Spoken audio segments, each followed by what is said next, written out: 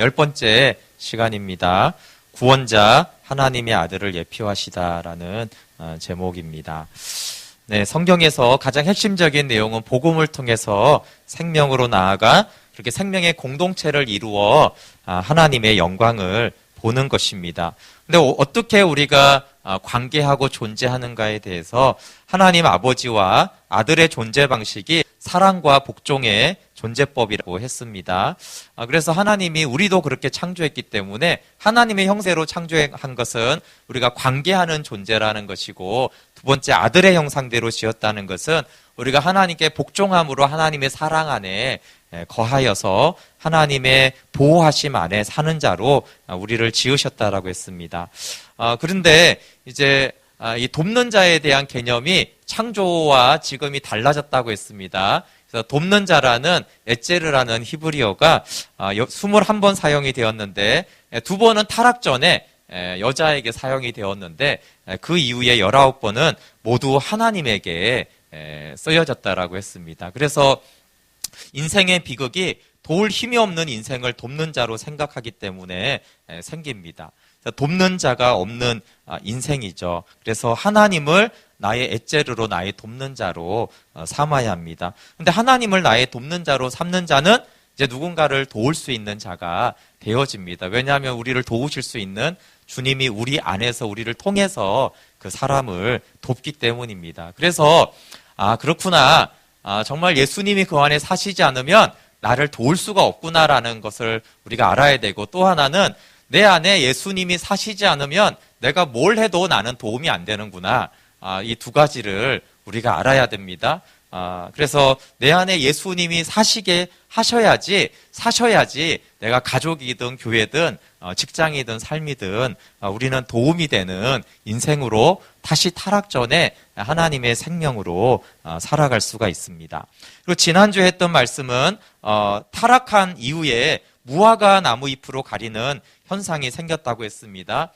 죄로 인하여 죽음이 왔고, 죽음은 하나님과의 분리인데, 그러니까 눈이 밝아졌다고 그랬어요. 눈이 밝아져서 자기가 벗은 것을 알았는데 이 자의식이 생겼다고 그랬어요. 내가 어떤 존재인지를 아는 의식이 생겨났습니다. 근데 자기가 자기를 보니까 매우 수치스럽고 벌거벗은 모습이 아주 부끄러웠습니다.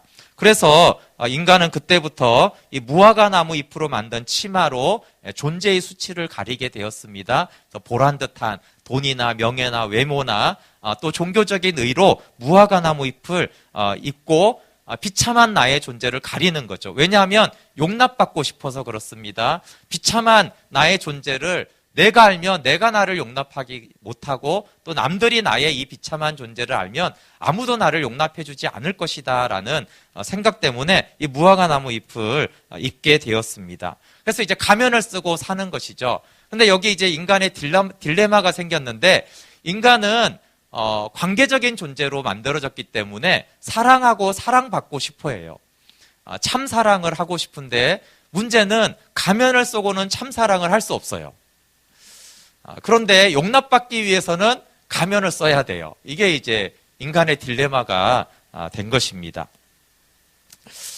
비참한 존재가 되는 용기로 하나님 앞에 서야지만 하나님의 품에 안겨서 하나님과 연합될 수 있습니다.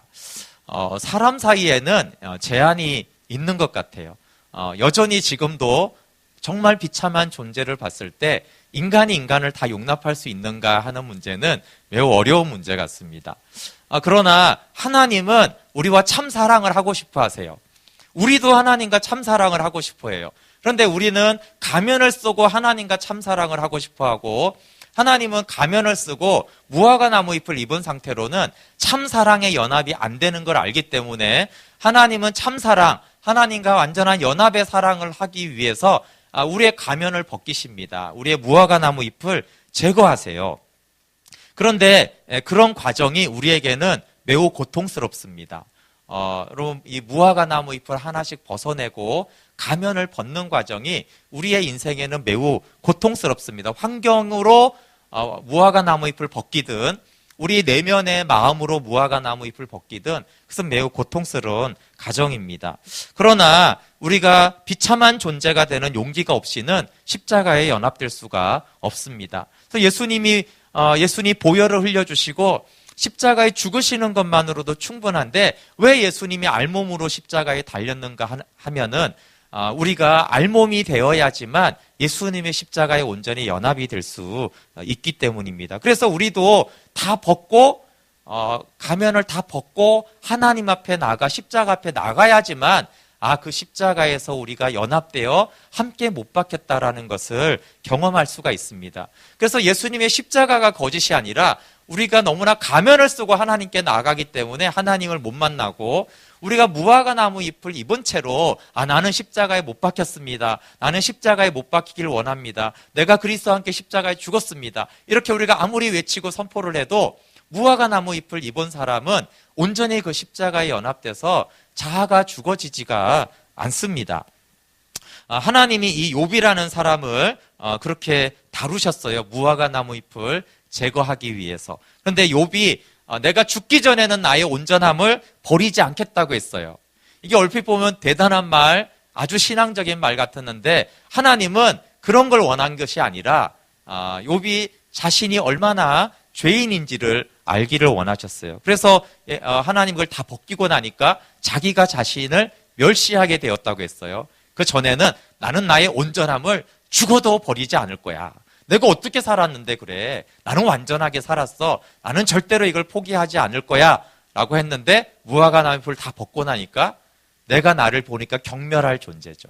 여러분 우리가 행위도 그렇지만 인간의 존재 자체가 비참하고 멸시당하는 그런 존재를 가지고 있는 거예요. 특별히 하나님이 욥을 다룰 때는 무슨 행위의 죄를 다룬 것이 아니라 너의 존재 자체가 그런 존재인데 왜 그런 것들을 그런 수많은 의와 부자와 선행과 하나님께 예배드리는 것으로 그렇게 너를 감쌌느냐 하는 것들을 가르쳤습니다. 그리고 아주 야고보서가 놀라운 해석을 하는데 하나님이 욥에게 행한 일은 욥에게 행한 가장 자비롭고 궁휼하신 행동이라고 하신 거예요.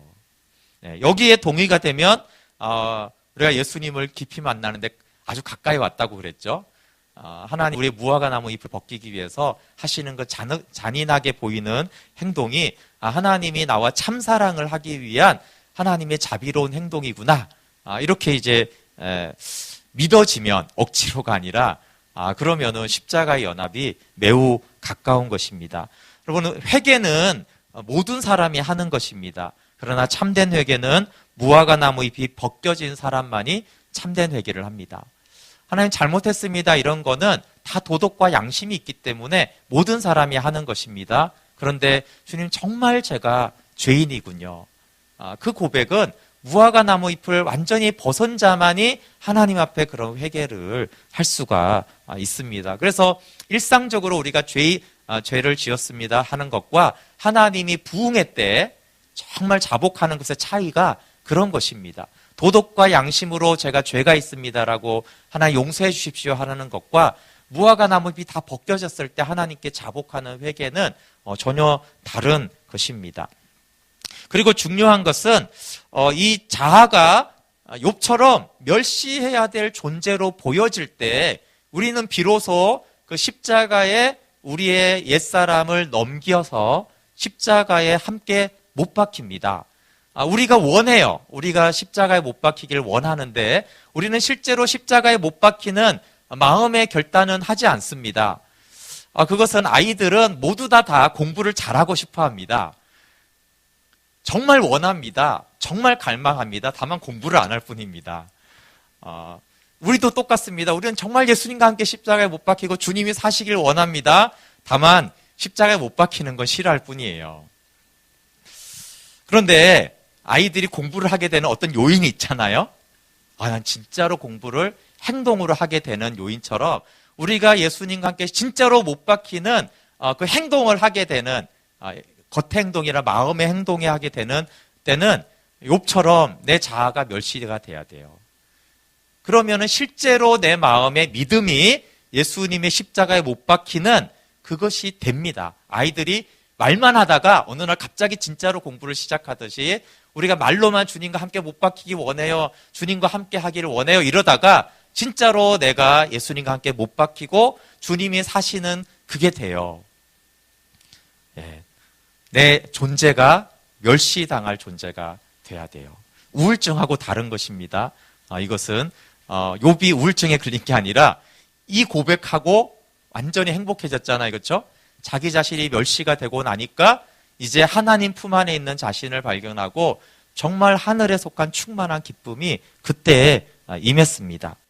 하나님이 이런 구원을 우리에게로 주시기로 하셨는데 그것은 갑자기가 아니라 창세전부터 그 일을 하시기로 하셨다고 했어요. 그래서 창세전에 하나님 아버지 안에 있는 생명을 아들에게 주셨고 그 아들 안에 있는 생명을 우리에게 주시기로 하셨습니다. 디모데후서 1장 9절 10절에 이렇게 말씀하십니다. 하나님이 우리를 구원하사 거룩하신 소명으로 부르심은 우리의 행위대로 하심이 아니고 오직 자기의 뜻과 영원전부터 그리스도 예수 안에서 우리에게 주신 은혜대로 하심이라. 하나님의 구원이 영원전부터 하나님의 뜻하신 것이죠. 그러면서 10절에 이제는 우리 구주 그리스도 예수의 나타나심으로 말미암아 나타났으니 그는 사망을 패하시고 복음으로써 생명과 썩지 아니할 것을 드러내신지라. 네, 글로 읽어도 이해 안 되는데 들으시니까 더 이해 안 되죠. 여기 말이 어렵게 돼 있어요. 예수의 나타나심으로 말미암아 나타났으니, 이 나타났다가 두 번 있잖아요. 근데 여기서 첫 번째 나타났다라는 말은 예수님이 출현하셨다라는 거예요. 예수 그리스도가 역사적으로 이 땅에 출현하셨다, 나타나셨다. 근데 나타나심으로 말미암아 나타났다는 것은 뭐냐 하면 예수님이 출현하심으로 창세전부터 주시기로 계획하신 그 뜻이 이제 나타났다라는 거예요. 그러니까 창세전부터 주시기로 한 생명이 우리에게 주어졌다라는 것을 말합니다. 우리 창세기를 간단하게 알고 있습니다. 타락이 왔습니다. 타락 때문에 하나님과의 창조 언약이 깨어졌습니다. 오늘 새벽에도 말했듯이 하나님이 섭리적으로 우리와 함께하는 것과 언약 관계에서 함께하는 건 다르다고 했어요. 그렇죠? 하나님은 늘 우리와 함께 하십니다. 우리가 탕자처럼 도망가고 떠나고 하나님을 대적해도 하나님은 우리와 함께 하시고 우리를 사랑하십니다. 그러나 언약 관계는 쌍방간의 관계이기 때문에 한쪽이 하나님을 등지고 떠나면은 상호간의 사랑과 연합은 되지 않는다고 했어요. 그래서 창조 언약이 깨졌다라는 말은 하나님이 아담을 미워했다는 말이 아니라 하나님과의 연합이 깨어진 것이죠. 이 언약은 상호간의 책임, 즉 의로 이루어집니다. 근데 이 의는 행위적인 용어가 아니라 관계적인 용어예요. 언약 관계 안에서 책임을 다하는 상태고 사람의 책임은 하나님의 말씀에 순종하는 것이고 하나님의 책임은 그런 우리를 사랑하시고 돌보시는 것이 하나님의 의입니다. 그럼 이제 불의는 그 언약적인 책임을 다하지 않는 거죠. 결국 아담과 하와가 선악을 알게 하는 나무 열매를 먹고 하나님의 말씀을 어김으로 아담은 불의한 상태가 됐어요. 그러면 이제 하나님은 어떠시냐라고 했을 때 야, 네가 어겼으니까 나도 그러면 그만두겠다. 그렇지 않으시고 로마서 9장 15절에 하나님은 영원히 불의하실 수가 없으세요. 그래서 하나님은 저쪽이 언약을 깨도 하나님은 끝까지 사랑합니다. 그리고 이런 사랑은 대단하죠. 부부가 서로 사랑할 때 서로 의를 지키는 건 괜찮은데 한쪽이 의를 깼는데도 나는 여전히 끝까지 너에게 의를 지키겠다. 한쪽은 배신하고 떠났는데도 나는 끝까지 너만을 영원토록 사랑하겠다.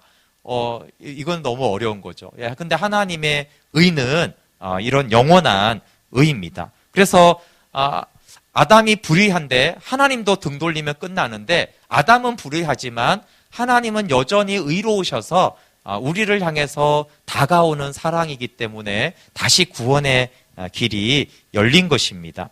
의로우신 하나님은 불의한 아담을 찾아오심으로 확증됩니다. 근데 하나님이 찾아오니까 이 불의한 아담이 어떻게 했냐면요. 하나님을 피하여 숨었습니다. 근데 또 도망갔는데 하나님은 계속 찾아오세요. 이것이 하나님의 의죠. 우리 같으면은 벌써 배신한 것 때문에 버리든가 아니면 찾아왔는데 또 도망가? 내가 이 정도 찾아왔으면 됐지. 저게 또 도망가네? 이러고 이제 때려칠 텐데 하나님 끝까지 계속 찾아오시죠. 왜냐하면 하나님 의롭기 때문에 그렇습니다. 우리 3장 7절부터 9절까지 한번 읽어볼게요. 창세기 3장 7절부터 9절. 시작. 이에 그들의 눈이 밝아져 자기들이 벗은 줄을 알고 무화과 나무 잎을 엮어 치마로 삼았더라. 그들이 그날 바람이 불 때 동산에 거니시는 여호와 하나님의 소리를 듣고 아담과 그의 아내가 여호와 하나님의 낯을 피하여 동산 나무 사이에 숨은지라. 여호와 하나님이 아담을 부르시며 그에게 이르시되 내가 어디 있느냐. 아담아 내가 어디 있느냐. 하나님이 어디 있는지 몰라서 하는 말이겠어요? 숨바꼭질 하는 거 아니죠. 실존적인 질문입니다. 아담이 하나님 품에 있어야 할 자인데 너는 어디로 갔느냐라는 실존적인 질문을 하고 있는 것입니다. 여러분, 근데 하나님이 우리에게 이렇게 질문하시는 음성을 들어야 됩니다. 용호야 내가 어디 있느냐, 이 말씀을 들어야 돼요. 왜 이 질문을 만약에 듣지 못하게 되면 두 가지로 살게 되는데, 하나는 세상 속에서 거하면서 세상의 헛된 것을 구하면서 자기 자신이 잘못됐는지도 모르게 될 거예요. 두 번째, 교회 안에 있는 사람에게는 이 질문을 듣지 못하면 교회를 열심히 다니면서 아버지 품속에 있다는 착각 속에서 신앙생활을 하게 될 것입니다. 나의 존재가 만물 위에 하나님 품속에 있는지 아닌지 하나님 그 질문을 하는 겁니다. 그런데 이 복음을 통하여 생명으로 나아가는 자의 자기인식이 아담입니다. 제가 아담을 묵상할 때 아담은 참 괜찮은 사람이고 참 못된 사람이에요. 일단은 모든 인류를 타락시킨 주범이 됐다라는 것은 심각한 문제인데, 이게 시작이어서 그런지 몰라도요, 아담이 굉장히 정직합니다. 성경의 정직한 마음이 너무너무 중요하거든요. 근데 아담은 상당히 꽤 정직한 마음이 있어요. 10절을 한번 읽어볼게요. 10절 시작. 이르되 내가 동산에서 하나님의 소리를 듣고 내가 벗었으므로 두려워하여 숨었나이다. 내가 어디 있느냐라고 하나님의 소리를 듣고 먼저 벗었음을 알았다고 해요. 지난주 말씀과 연관되죠. 근데 지금 아담이 무화과 나무 잎을 입고 있습니까? 벗고 있습니까? 입고 있습니다. 입고 있어요. 그런데 뭐라고 말하냐면 내가 벗었다라고 말을 합니다. 여러분, 이거는 굉장한 통찰입니다. 내가 입고 있는데 벗었다라는 걸 아는 거. 지난주 말씀처럼 사마리아 여인이 남편이 있는데 남편이 없다라고 보는 거. 솔로몬이 모든 영광을 다 가졌는데 아무것도 가진 게 없다라는, 헛되다라는 걸 알았다는 것은 굉장한 통찰입니다. 우리 안에 이게 필요합니다. 여러분, 사람은 입고 삽니다. 우리가 옷을 입듯이 인간은 벗고 살 수가 없어요. 그래서 벗으라고 해서 우리가 여기서 다 빨가벗고 그러는 것이 아니라 입었지만 벗은지를 아는 거죠. 그것이 하나님을 만나는 요소에, 겸손의 요소에 꼭 필요한 전제 요건입니다. 두 번째는 벗은 줄을 알았기 때문에 이 아담이 반응한 현상이 있는데, 그건 두려워하여 숨었다라는 거예요. 하나님을 두려워하여 숨었습니다라는 고백이 두 번째 있어야 됩니다. 여러분, 아담은 자기가 정확한 실존의 위치를 알았어요. 하나님을 지금 떠나 있고 벌거벗었다라는 두 가지를 알았어요. 하나님을 떠났고 벌거벗었으면 어떻게 해야 되냐면 하나님을 피하여 숨습니다. 하나님이 무화과 나무 잎을 벗길 때 우리의 반응은 하나님으로부터 도망하여 숨는 것입니다. 여러분, 이것은 우리가 죄사함을 받고 십자가의 은혜를 깊이 누릴 때도 벗은 나의 비참한 자아는 도망 다니고 숨어 다닌다라는 것을 우리가 알아야 됩니다. 하나님을 떠난 독립자는 살려고 몸부림을 칩니다. 그래서 쉽게 십자가에 못 박혔다라고 속단하면 안 됩니다. 독립자의 이 벌거벗음, 두려워 숨었음을 알아야 합니다. 그리고 도망가지 않고 십자가에 못 박힘을 받아들여야지 십자가에 예수님과 함께 못 박히고 부활한 것이 실제가 됩니다. 여러분, 지난주에 마지막 부분에 하늘의 사냥개라는 시를 읽어드렸는데, 이게 추적하시는 하나님의 손길이에요. 근데 왜 하나님은 추적한다라는 가정을 이 사람이 했을까요? 인간은 도망가는 존재라는 거예요. 인간은 벗었음을 아는 존재는 도망합니다. 이 독립자아는요, 우리의 옛사람은 하나님을 끊임없이 도망다니는 존재예요. 근데 만약에 여기에 여러분이 저는 도망가지 않아요. 저는 늘 하나님을 사랑하기 때문에 하나님을 갈망하고 하나님께 저는 너무 기쁘게 나왔어요. 이렇게 말하는 사람들은 은혜는 충만한데요. 그 사람은 십자가와 부활을 모르는 사람입니다. 동시적입니다, 여러분. 우리는 또 특별히 하나님의 자녀가 되면 하나님을 즐겁게 만나러 나오는 내가 있어요. 그렇지만 내 안에 아직도 남아있는 그 옛사람의 흔적이 얼마나 하나님께 가기를 싫어하고 또 이 설교를 듣는 이 시간에도 얼마나 요리조리 피해 다니면서 머리를 굴리면서 나는 거기에 해당하지 않는 것 같아라는 수많은 이유들을 만들어내는지 모릅니다. 그게 다 피하여 숨는 행위예요. 그게 안 되면 이제 졸겠죠. 물론 피곤해서 졸 수도 있지만 제 말은 생각 속이든 마음 속이든 육체든 무슨 방법을 통해서든 숨습니다, 여러분. 그런데 이 아담은 너무 솔직해요. 제가 봤을 때 여러분 이렇게 고백하는 신자들이 많지가 않았기 때문에 그래요. 첫 번째, 하나님, 나는 벗었습니다. 이런 사람 많지 않아요. 두 번째, 나는 벗어서 하나님을 피하여 숨었습니다. 그렇게 여러분이 신앙생활 할 때 그렇게 생각하셨어요? 아니면 그렇게 얘기하는 사람이 별로 없잖아요. 근데 진짜로 그래야지 하나님을 만나거든요. 그래야지 자기가 어디 있는지를 알아요. 그래야지 욥처럼 회개가 되는 거거든요. 근데 자기가 어디 있는지를 모르니까 자기가 입었다고 생각을 하고 그러니까 하나님을 피하여 숨지를 않습니다. 여러분, 죄인은 거룩한 하나님이 두려운 거예요. 이사야 6장에서도 이사야가 거룩한 하나님을 만나니까 어떻게 됩니까? 화로다 나로 망하여 죽게 되었도다. 도망가고 싶은데 도망갈 데도 없다라는 뜻이에요, 사실은. 그렇게 자기의 죄인식이 생겨야지 그때서야 내가 죄인인 줄 알고 하나님을 만나게 돼요. 그래서 아담만큼만 우리가 고백하고 내가 지금 어디 있는지, 나 하나님 떠나 있고 벗었고 그래서 나는 그 완전하신 거룩하신 하나님이 두려워서 도망하여 숨고 있는 존재다. 물론 구원은 원하고 은혜는 원하고 죄 사함은 원하고 하늘의 영광은 원하지만 동시적으로 피하는, 아이들처럼 공부는 잘하기 원하지만 게임을 하고 있는 그런 현상에 있는 우리의 이 맞지 않는 그 현상을 정확하게 봐야지 구원의 길이, 연합의 길이 열립니다. 근데 물론 아담은 죄를 지었기 때문에 정직한 마음과 함께 강한 자아 보호의 기능이 동시에 나타납니다. 우리 11절 12절 읽어볼게요. 11절 12절 시작. 이르시되 누가 너의 벗었음을 내게 알렸느냐? 내가 내게 먹지 말라 명한 그 나무 열매를 내가 먹었느냐?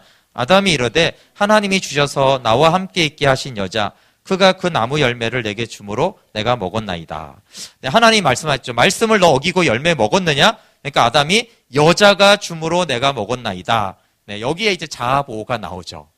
벗었으므로라고 말했지만 입고 있어요. 죄성의 발언이죠. 뼈 중에 뼈요 살 중에 살이라고 하더니 저 여자가 주므로 내가 먹었습니다. 탓하는 거죠. 탓하는 것이 자아 보호의 아주 주요한 방편입니다. 저 사람의 문제 때문이라고 했을 때 내 죄를 가리고 내 약점과 내 문제를 가리는 방편으로 우리는 다른 사람 탓을 합니다.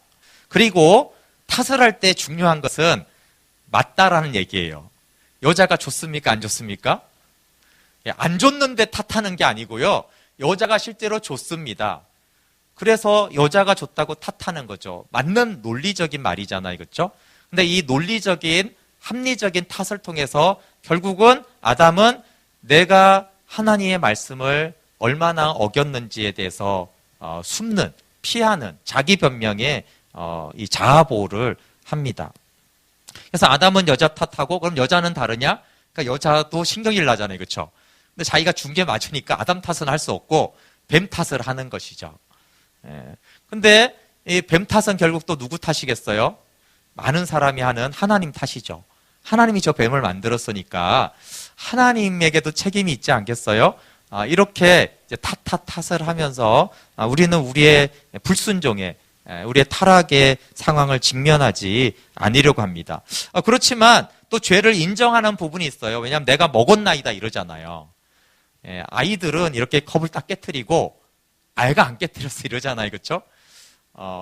그리고 사실 안 먹었다라고 말하고 싶은 것이 우리 인간인데, 근데 먹었다라고 인정하는 걸 보면 인정도 하고 탓하기도 하는 이런 복잡해졌죠. 그래서 우리 인간은 참 복잡해서 우리의 죄를 인정하면서도 인정하지 않기 위해서 탓을 하는 그런 상황 가운데 빠져 있습니다. 그러나 하나님 부족해도 아담이 자기 죄를 인정하고 했기 때문에 용서하시고 아담에게 구원의 은혜를 베푸십니다. 근데 구원을 베푸시는데 징계를 통해 하나님의 사랑이 나타납니다. 사람의 죄에 대한 심판인데 이것은 영원한 저주가 아니라 징계를 동반한 고통입니다. 하나님의 의는 징계를 통해서 이 고통을 통해서 하나님께 돌아올 수 있는 기회를 주는 것입니다. 여자에게 있는 징계의 고통은 임신과 해산의 고통이 있고 남자를 그리워하게 될 것이라고 했어요. 근데 남자에게서 그 그리움이 채워지지 못하고 오히려 남자에게 굴욕적인 지배를 받게 됐는다라고 했고, 아담의 징계의 고통은 땅이 저주받아 평생 수고하여야 소산을 먹게 됩니다. 수고하는 땅에서 엉겅퀴와 가시가 돋아나니까 아무리 노력하고 잘해도 경제적인 문제가 계속 생길 거라는 것에 대해서 말하고 있어요. 그래서 이 말씀을 보면 남편에게서 이 그리움이 채워지지 않을 때 이 왼수 같은 남편이 아니라 이 고통을 통해서 하나님께 돌아오고 했구나 이거고, 물론 지금 남자 여자 꼭 그렇지 않지만 이 경제 문제가 해결이 안 될 때는 이 땅이 문제가 아니라 원래 이렇게 해서 하나님께 돌아오라고 했구나, 우리가 이걸 이제 깨달아야 되는데, 또 여자는 남자 탓하고 남자는 경제 탓하고 이런 구조가 또 탓하는 구조로 가는 것이죠. 우리가 생계를 위해서 일하는 것은 감사한 일이지만 수고와 고통이 함께 주어졌습니다. 그런데 아담이 이 징계의 고통에 대해서 원망하지 않고 이것을 받아들입니다. 첫째는 아담은 그의 아내 이름을 하와라고 합니다. 그 전에는 아내 여자로만 나오고 이제 이때부터 하와가 됩니다. 하와는 생명이라는 뜻이에요. 생명. 그러니까 비록 죄를 범했지만 생육하고 번성하는 이 생명의 일이 일어날 것이고, 더 중요한 것은 이 생명을 통해 장차 하나님의 아들이 오셔서 이 아들을 통해 영원한 생명을 주는 것에 대한 믿음의 고백으로 이 여자에게 생명을 주었어요. 지금 죄를 범했고 숨었고 하나님이 징계를 했잖아요. 그럼 아이고 죽었네. 여자 이름을 지을 때 니 탓 이름을 이렇게 짓든지 저주 이렇게 짓든지 고통 이렇게 짓든지 이래야 되는데, 그게 아니라 생명 이렇게 졌다는 건 무슨 뜻이에요? 하나님의 징계에 대해서 아담이 받았다는 거예요. 늘 우리는 죄인이지만 그 죄에 대한 하나님의 심판을 받아들일 때 의가 되잖아요. 그렇죠? 다시 생명과 화평이 되듯이 아담이 비록 타락한 것은 아주 문제지만 그걸 받아들였어요. 하나님 왜 이렇게 고통을 주세요? 이렇게 하지 않고요. 네, 주님 맞습니다. 그랬을 때 생명이라고 했습니다. 그러니까 이 생명에 대한 고백이 있으니까 21절에 하나님이 아담과 하와를 위해서 가죽옷을 지어 입힙니다. 처음으로 죽음이 있었다는 걸 말하죠. 가죽옷을 만들려면 동물이 피를 흘려야 되잖아요. 그러니까 그 전에는 한 번도 죽음이라는 것이 육체적인 죽음이 없었는데 한 동물의 죽음을 통해서 피를 흘려서 가죽옷을 대신 입혀 주셨습니다. 무화과 나무 잎을 벗었기 때문에 입혀준 거죠. 세 번째는 하나님을 떠난 채 생명나무를 먹고 영생하는 것을 금했습니다. 그래서 에덴에서 쫓아낸 것은 죄인의 상태로 영원히 사는 길을 막으신 거죠. 죄인인 상태로 영원히 사는 것이 그것이 좋지 않은 거예요. 그래서 우리가 건강하게 오래 사는 건 좋은데 영원토록 살려고 하는 것은 아닙니다. 하나님 그게 저주라고 생각했어요. 그래서 천년만년 이 죄인인 상태로 오래 사는 것이 좋지 않아서 오히려 에덴에서 쫓아냈기 때문에 우리는 오래오래 건강하게 살지만 적당한 때에 빨리 죽어야 합니다. 그게 하나님의 은총이었거든요. 근데 막 그 불로초 이런 거 막 구하고 그랬잖아요, 그렇죠? 영원히 안 죽으려고. 그게 사실은 악인 것이죠. 네, 하나님이 이제 그 전에 복음을 선포했기 때문에 아담이 생명이라고 여자의 이름을 지을 수 있었는데요. 그 원시복음이라고 하는 것이 15절에 나옵니다. 우리 15절 같이 한번 읽어볼게요. 시작. 내가 너로 여자와 원수가 되게 하고 내 후손도 여자의 후손과 원수가 되게 하리니 여자의 후손은 내 머리를 상하게 할 것이요 너는 그의 발꿈치를 상하게 할 것이니라. 예, 성경에 최초로 복음의 내용이 나오는 곳이 여기입니다. 그래서 원시복음이라고 이 본문을 말합니다. 여자의 후손은 뱀의 머리를 상하게 하고 뱀은 발꿈치를 상하게 합니다. 그래서 여기 이제 처음에 여자의 후손이 나오는데 남자의 후손이라고 하지 않았다라는 거예요. 여자의 후손이라고 했고 이 여자의 후손은 이사야 7장 14절에 처녀가 잉태하여 아들을 낳을 것이라는 말씀으로 계시가 더 진행이 됐고 그리고 마태복음 1장 22절에 동정녀 마리아에게서 여자의 후손으로 예수님이 탄생을 합니다. 그래서 이렇게 말하죠. 이 모든 일이 된 것은 주께서 선지자로 하신 말씀을 이루려 하심이니 이르시되 보라 처녀가 잉태하여 아들을 낳을 것이요 그의 이름은 임마누엘이라 하리라 하셨으니 이를 번역한즉 하나님이 우리와 함께 계시다 함이라. 네, 이 여자의 후손은 처녀의 몸에서 태어난 하나님의 아들 예수 그리스도를 예표합니다. 성경에는 없지만 추측하기로는 이 죄를 지은 거는 하와가 죄를 지어서 인류가 타락한 게 아니고 아담이 죄를 짓기 때문이거든요. 그래서 죄는 이제 남자를 통해서 흘러가는 거죠. 그래서 여자의 후손으로 예수님이 오신 것입니다. 근데 이 사단의 머리가 상하는 심판은 여자의 후손을 통한 구원과 병행이 됩니다. 지금 이 뱀의 머리를 상하는 것과 여자의 후손을 통한 구원이 동시적으로 일어납니다. 그것이 이제 출애굽기에 잘 나오죠. 출애굽기에 출애굽과 바로와 바로의 군대의 멸망은 동시적인 사건입니다. 그렇죠. 그래서 우리가 하나님의 자녀로 구원받는 것은 동시에 사단의 권세가 무력해지는 걸 뜻합니다. 그래서 우리가 예수님과 함께 십자가에 못 박혔다라는 것은 사단이 옛사람을 지배하는 권세가 깨졌다라는 걸 말해요. 그래서 우리가 예수님께 죄 사함 받고 구원받은 것과 영적 전쟁으로 악한 영을 대적하는 게 따로따로 일어나는 일이 아닙니다. 구원받은 이후에 우리가 막 영적 싸움을 해서 막 능력을 받아서 그런 게 아니라 구원의 사건이 동시적인 사건이에요. 뱀의 머리 사단의 권세는 깨어지고 우리는 구원받는, 바로의 군대가 홍해에서 몰살당할 때 애굽에서 분리가 돼서 자유를 얻잖아요. 그렇죠? 그래서 이것은 동시적인 사건입니다. 왜 동시적인 사건으로 알아야 되냐면 하나는 우리가 하나님의 자녀가 돼서 거듭난 것이고 자녀된 자에게는 이제 권세가 있고 사단의 권세가 깨어졌다라는 것을 이미 이루어진 사건이라는 것을 아는 것이 이 신앙생활과 삶에 중요하기 때문입니다. 요한일서 3장 8절에 죄를 짓는 자는 마귀에 속하나니 마귀는 처음부터 범죄함이라. 하나님의 아들이 나타나신 것은 마귀의 일을 멸하려 하심이라. 근데 예수님이 이 마귀의 일을 멸할 때 어떻게 했냐면 역설적인 승리를 했습니다. 예수님은 뱀이 발꿈치를 상하게 하는 십자가의 죽음을 통해 마귀의 일을 멸하셨어요. 그냥 강력하게 가가지고 마귀를 이긴 게 아니라 마귀에게 당하셨죠. 마귀가 당하는 일이 결국 십자가의 죽음을 당하는 그 일들을 다 받아들임으로 오히려 마귀를 이기는, 그래서 죽음을 통해서 사망의 권세를 깨트리는 역설적인 승리를 하셨습니다.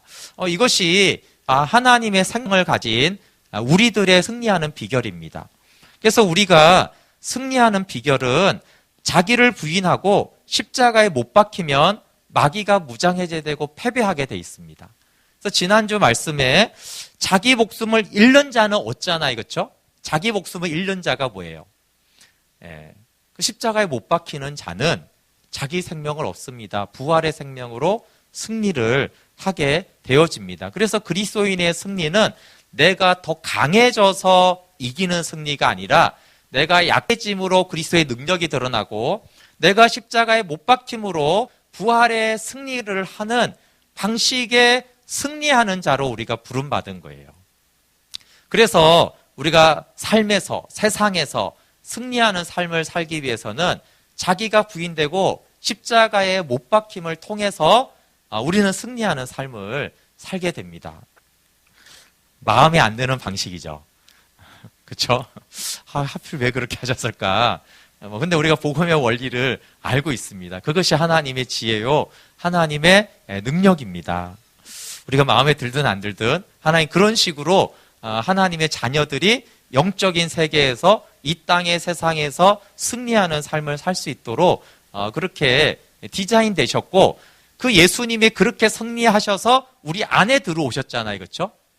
그러니까 그 우리 안에 오신 예수님은 그렇게 승리하셨고 지속적으로 우리를 통해 그런 방식으로 승리를 만들어 가세요. 그렇게 사단의 나라를 무너뜨려 가시는 분이십니다. 그래서 십자가 때는 그렇게 이기셨고 우리 안에 들어오셔서는 또 다른 어떤 방식의 승리를 이루는 것이 아닙니다.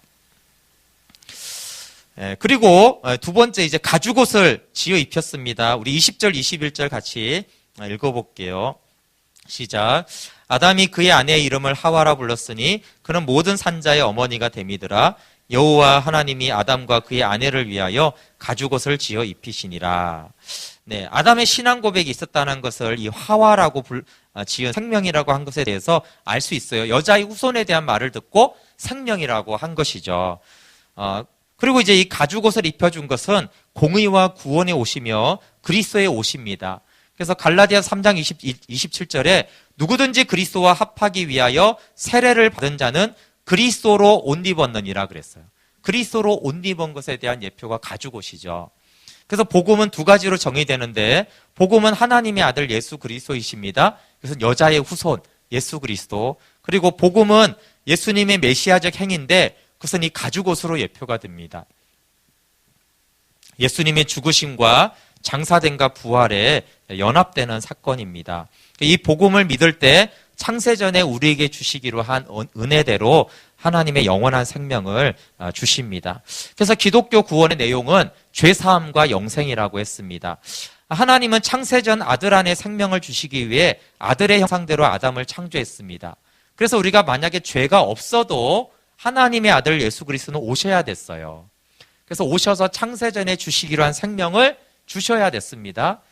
예수님, 우리가 죄를 안 지어도 예수님 오셔서 말씀을 전하셨고 그 말씀을 믿는 자에게 영생을 주는 것입니다. 근데 물론 이런 타락했기 때문에 그런 얘기를 자세히 할 필요는 없지만 그런데 이제 타락 후에는 그냥 영생을 주지 못하게 됐어요. 왜냐하면 죄 문제를 먼저 해결해야 되기 때문에 예수님이 이 땅에 오셔서 우리의 죄를 사하시기 위해서 십자가의 보혈로 우리의 죄를 담당하셔서 대신 십자가에서 죽으시고 그 다음에 우리 안에 하나님의 안에 있는 생명을 주시게 된 것입니다. 그래서 구원은 죄사함과 영생 얻음 두 가지 요소가 다 포함이 되는 것입니다. 현재 누리는 영생은 유일하신 하나님과 그 아들 예수 그리스도를 아는 하나님과의 현재적인 교제입니다. 예수 그리스도와 연합됨으로 아담 안에서 죽고 아담 안에 속한 죄인이 죽고 장사돼야 됩니다. 아담 안에 속한 죄인이 죽고 장사가 될 때 하나님의 생명이 우리 안에 들어오게 되고 이것을 통해서 영원한 생명을 얻는 것이 기독교 신앙의 본질입니다. 죄사함과 영생 얻음이 구약이 신약보다 때로는 어려울 수 있지만 좋은 것은 구약은 이렇게 그림으로 잘 묘사를 해주거든요. 출애굽기를 통해서 이 죄사함과 영생 얻음을 잘 알 수가 있습니다. 유월절과 출애굽 사건이 있습니다. 출애굽이 구원받는 사건이고 죄사함 받는 사건인데 여기서 가장 중요한 것 하나를 뽑으라면 유월절 어린 양입니다. 그렇죠? 그래서 유월절 어린 양을 통해서 죄사함이 가장 출애굽 때 가장 중요한 사건이에요. 그래서 내가 아니라 어린 양의 피에 의해서 내 죄가 사함받고 그 피 때문에 하나님이 나를 죽이지 않고 넘어간다라는 것이 유월이라고 그랬어요. 그래서 예수님의 피로 인해서 내 죄를 사함받는 것이 이 죄 사함의 구원 사건의 가장 핵심적인 내용이에요. 애국과 분리되는 것이죠. 그걸 통해서. 그런데 출애굽 홍해를 건너는 것으로 우리가 구원을 이해하면 안 되고 시내산 언약까지가 구원이라고 그랬어요. 더 중요하게 보면 출애굽보다 중요한 게 언약이라고 그랬잖아요. 시내산 언약. 그래서 하나님과 현재적인 교제를 누리는 연합관계로 들어갑니다. 여러분 출애굽기 24장 한번 7절부터 11절 읽고 말씀을 마칠게요. 이 시내산 언약을 맺은 다음 모습이 나오는데요. 구약에도 아주 놀랍게 신약에서 예수님이 말한 연합의 사건이 동일하게 여기에 나타납니다. 그래서 이게 생명이죠. 이 생명을 위해서 출애굽을 시켰습니다. 이게 영생이고 생명 얻은 자의 누리는 특권입니다. 출애굽기 24장 7절부터 11절 같이 읽어볼게요. 7절부터 시작. 언약서를 가져다가 백성에게 낭독하여 듣게 하니 그들이 이르되 여호와의 모든 말씀을 우리가 준행하리이다. 모세가 그 피를 가지고 백성에게 뿌리며 이르되 이는 여호와께서 이 모든 말씀에 대하여 너희와 세우신 언약의 피니라. 모세와 아론과 나답과 아비후와 이스라엘 장로 70인이 올라가서 이스라엘의 하나님을 보니 그의 발 아래에는 청옥을 편듯하고 하늘같이 청명하더라. 하나님이 이스라엘 자손들의 존귀한 자들에게 손을 대지 아니하셨고 그들은 하나님을 뵙고 먹고 마셨더라. 네, 실제로 언약서를 가져왔죠. 이제 앞의 내용이 생략이 되고 결론입니다. 언약서를 가져왔고 언약의 피를 뿌렸어요. 그러니까 언약을 맺었죠. 그러니까 어떻게 됩니까? 하나님이 올라와라 그랬어요. 하늘나라로 올라오라고 하신 거죠. 그래서 이스라엘의 하나님을 보았어요. 이 표현이 이거는 구약 성경에서 엄청난 표현입니다. 하나님은 볼 수가 없는 분이세요. 심지어 모세가 우리가 잘 시내산에서 하나님의 영광을 보여달라고 하니까 하나님이 너 나 보면 죽어. 그래서 하나님 안 보여주잖아요. 그렇죠? 그래서 하나님의 최대치의 영광을 보여준 게 뒷모습 잠깐, 그것도 잠깐 보게 한 게 전부였잖아요. 그러니까 구약 성경에서 하나님을 본다는 것은 바로 즉사한다라는 뜻이기 때문에 볼 수가 없는데 여기 분명히 10절에 이스라엘의 하나님을 봤다고 그래요. 이게 뭡니까? 완전히 연합이 돼 있고 거룩한 상태가 돼 있어요. 하나님은 막 거룩하니까 떨어진 상태가 아니라 완전히 하나가 돼 있습니다. 그리고 뒤에 그들은 하나님을 뵙고 그쵸? 먹고 마셨어요. 하나님을 보면서 먹고 마셨다라는 의미도 되지만 하나님을 뵙고 하나님을 먹고 마셨다라는 뜻이에요. 이상하잖아요. 예수님이 그래서 얘기했잖아요. 나를 먹고 마셔라. 내 피를 마시고 내 살을 먹어라 그랬잖아요. 그렇죠? 나를 먹어라 그랬잖아요. 예수님이 나를 보고 나와 함께 먹고 마시자라고 하셨어요. 그러니까 이런 관계가 현재적인 교제를 누리는 거죠. 그러니까 구약의 출애굽의 그 그림 속에서 6월절 어린 양을 통한 죄사함의 구원과 언약을 통해서 아담이 하나님으로부터 분리되어 떠났잖아요. 그렇죠? 그런데 지금 여기 모습은 완전히 하나님과 함께 먹고 마시며 그 안에 연합으로 하나님과 하나 된 그 모습을 보여주고 있어요. 그것이 이 생명을 누리고 있는 상태를 말하고 있습니다. 예수님이 신약에 오셔서 이 말씀하신 거죠. 내 살을 먹고 내 피를 마셔라.